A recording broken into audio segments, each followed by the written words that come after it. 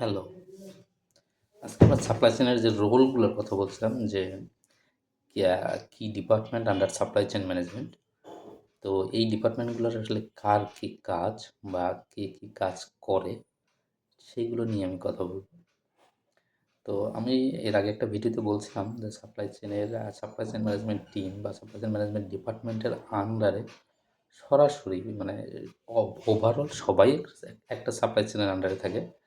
কিন্তু এই supply chain যে ডিপার্টমেন্ট থাকে, এই ডিপার্টমেন্টের নিচে সাথে সরাসরি যেসব ডিপার্টমেন্টগুলো কাজ করে, তাদের কী কাজ সে বিষয়টা নিয়ে কথা বলব। প্রথমেই যদি বলি, সাপ্লাই চেইন আসলে শুরু হয় ইউজার রিকোয়ারমেন্ট থেকে। একজন ইউজারের চাহিদা থেকে শুরু হয়। বা আপনি যদি কোনো ফ্যাক্টরিতে জব করে থাকেন, তো সেই ফ্যাক্টরির সেই ইঞ্জিনিয়ারের বা কোনো মেশিনের বা কোনো সিস্টেমের কী দরকার হয় বা একজন ইউজারের বা একজন কাস্টমারের একটা চাহিদা তৈরি হয়, সেখান থেকেই সাপ্লাই চেইন শুরু হয়। তার মানে সেই ইউজার থেকে শুরু হয় আপনার রিকোয়ারমেন্ট বা রিকুইজিশন বা রিকুইজিশনই বলে সবাই, বা আরেক ভাষা বলতে ডিও বলে অনেকে আবার। হ্যাঁ? তো মানে অর্ডার শুরু হয় ওখান থেকে। তারপর এটাকে আসে আপনার সাপ্লাই চেইন ডিপার্টমেন্ট ঘুরে ফিরে, মানে কোনো কিছু যখন কিনতে হবে তখন শুরু হয়ে যায় সরাসরি সাপ্লাই চেইনের কাছে চলে আসে। তো সাপ্লাই চেইনের কাছে প্রথম যে মানে পার্টটা থাকে সেটা হলো সোর্সিং। সোর্সিংয়ের বেসিক কাজ হলো আপনার যেসব প্রোডাক্টগুলো আমাদের দরকার হয় কোনো ফ্যাক্টরিতে কোনো কাজের জন্য, কোনো কিছু বানাবার জন্য, তো তার জন্য যেসব কাঁচামাল লাগে, কাঁচামাল, র মেটেরিয়াল বলি, কাঁচামাল বলি, মেশিন পার্টস বলি, যাই বলি না কেন, এইটা যেখান থেকে চাহিদা শুরু হয়, সেই চাহিদা মোতাবেক জিনিসগুলোকে খুঁজে রেডি করে রাখা, এটাই মূলত সোর্সিংয়ের কাজ। তারপর আসেন প্রক্রুরমেন্ট। তো সোর্সিং যখন সোর্স করে রাখে একটা সাপ্লায়ারের কাছে এই জিনিসটা আছে, তখন এটা প্রক্রুরমেন্ট থেকে সেই সাপ্লায়ার বা সেই কোম্পানি বা সেই ভেন্ডরের সাথে যোগাযোগ করে তাকে অ্যাজ এ সাপ্লায়ার হিসেবে রেডি করে বা তাকে এনলিস্টেড করে। যেসব কোম্পানিতে এনলিস্টেড সিস্টেম আছে, যারা রেডি করেছে, যাদের সাথে কন্ট্যাক্ট আছে, কন্ট্যাক্ট তৈরি করে, এটা প্রক্রুরমেন্ট ডিপার্টমেন্ট থেকে। পারচেস হয় রিকোয়ারমেন্ট অনুযায়ী সোর্সিং করা পার্টি থেকে এবং প্রক্রুরমেন্ট থেকে যেসব পার্টিকে সিলেক্ট করে অ্যাজ এ ভেন্ডর হিসেবে ভেন্ডর লিস্ট করা হয়েছে বা অ্যাজ এ সাপ্লায়ার হিসেবে সাপ্লায়ার তৈরি করা হয়েছে, তার কাছ থেকে দর কষাকষি করে বা নেগোসিয়েশন করে পিওর মাধ্যমে পিআরের অ্যাগেনস্টে বা রিকুইজিশনের অ্যাগেনস্টে পিওর মাধ্যমে জিনিসটা কেনা বা জিনিসটা রিকোয়ার্ড প্ল্যান্ট বা কোথায় লাগবে সেই জায়গা পর্যন্ত দেওয়া, এটা হলো পারচেস। কন্ট্যাক্ট ম্যানেজমেন্ট যেসব জিনিসপত্র কেনার ক্ষেত্রে, সার্ভিস কেনার ক্ষেত্রে হতে পারে, মেশিনপত্র কেনার ক্ষেত্রে হতে পারে, আমাদের মানে কন্ট্যাক্ট দরকার হতে পারে। যেমন কার সাথে যাদের সাথে সেটা সার্ভিস এগ্রিমেন্ট হতে পারে, ডেলিভারি এগ্রিমেন্ট হতে পারে, আফটার সেল সার্ভিস হতে পারে, বা কারোর কাছ থেকে আপনি ক্লিনিং সার্ভিস নেবেন, তার সাথে আপনার কন্ট্যাক্ট হতে পারে।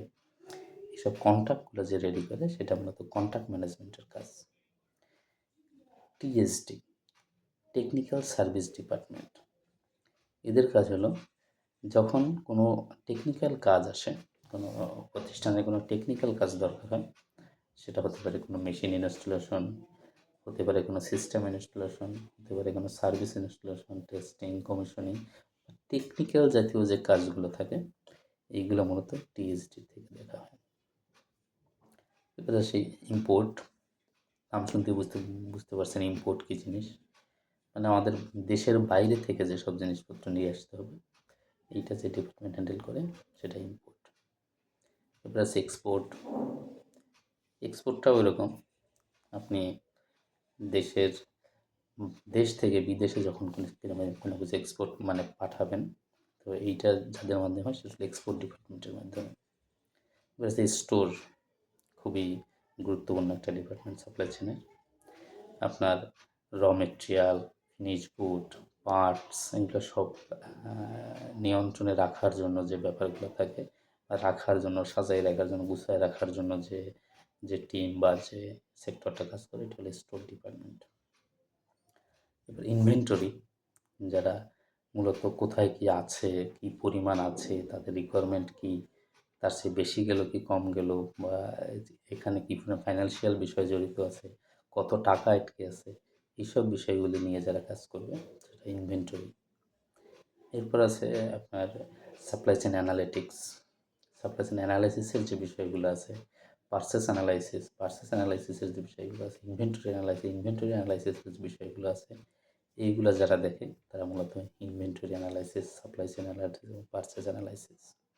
কমার্শিয়াল, ইম্পোর্ট এবং এক্সপোর্টের ক্ষেত্রে যেসব কমার্শিয়াল বিষয়গুলো আছে, যেমন সিএনএফ, পোর্ট, ট্যাক্স, ভ্যাট, এইসব বিষয়গুলো যারা হ্যান্ডেল করে এগুলো সবাই কমার্শিয়ালের আন্ডারে। প্রোকিউরমেন্ট প্ল্যানিং বা সাপ্লাই চেন প্ল্যানিং, কীভাবে পারচেস হবে, কবে পারচেস হবে, কখন পারচেস হবে, কখন আসবে, কখন যাবে, এইসব বিষয়গুলো যারা হ্যান্ডেল করবে তারা মূলত প্রোকিউরমেন্ট প্ল্যানার বা সাপ্লাই চেন প্ল্যানিং বলে। লজিস্টিক, আপনি জিনিস শুধু কিনলেই হবে না, এগুলোকে আসতে হবে জায়গা মতো, আবার যেসব জিনিসপত্র আপনি বানাবেন সেগুলো আবার জায়গা মতো পৌঁছাইতে হবে, বা কাস্টমার কাছে পৌঁছাইতে হবে। এইসবই আনা নেওয়ার যে বিষয়গুলো যারা দেখবে মতো লজিস্টিক থেকে হ্যান্ডেল করা হয়। এবার আছে ডিস্ট্রিবিউশন, আপনি যে ফিনিশ গুড তৈরি করবেন, আপনি সেটা তো কাস্টমার কাছে পৌঁছাইতে হবে। তো এটাকে সিস্টেমেটিক বা এফিশিয়েন্টলি পৌঁছায় দেওয়ার কাজটা হলো ডিস্ট্রিবিউশন। দেখবে কীভাবে কোনটা কোথায় যাবে, কখন যাবে, কার কাছে যাবে। এরপর আছে ডেলিভারি, এটা হলো একদম ইন্ড কাস্টমারের কাছে জিনিসটা পৌঁছায় দেওয়া যায়। দোকানে একটা ফিনিশ গুড একটা গাড়ি দিয়ে বা ভ্যানে করে বা যেভাবে পৌঁছায় দেওয়া যায়, এটা টোটাল ডেলিভারির কাজ।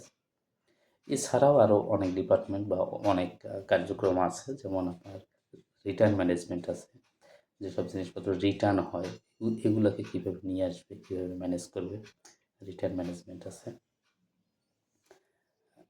এই তো আরও অনেক কিছু আছে যেগুলো হয়তো এখন মনে পড়ছে না। এবার ওয়েস্ট ম্যানেজমেন্ট আছে আপনার, যেগুলো ওয়েস্টেজ তৈরি হয়, যেমন আপনার প্লাস্টিক, ইউজড জিনিসপত্র আছে, এগুলো এখন ওয়েস্ট ম্যানেজমেন্টের ভিতরে যাবে। সেল করবে নাকি রিসাইকেল করবে, এই ধরনের অনেক প্ল্যান যাদের আছে, তারা রিসাইকেল করে। এই তো অনেকগুলো ডিপার্টমেন্টের কথা বললাম, আশা করি বুঝতে পারছেন। আরও কিছু জানার থাকলে আপনি কমেন্টস করবেন, রিপ্লাই দিয়ে দেবো।